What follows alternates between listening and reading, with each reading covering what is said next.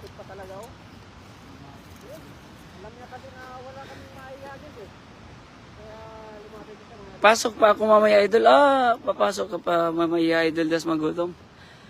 Pag may day off ka, idol, kasi ako, Lunes hanggang sa August 18. Yan ang free time ko. August 19, idol, di natin magkikita, idol. Gawa ng lumilipat na ako sa ibang kumpanya, idol.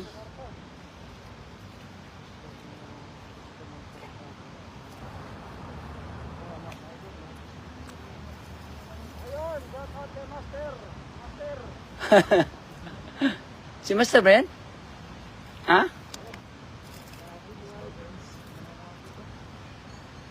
Ayun, nandiyan na talaga sa nandiyan na talaga sa likod ni Master. Sige. Oo na, nandiyan na. Bright talaga itong mga isda na doon, no?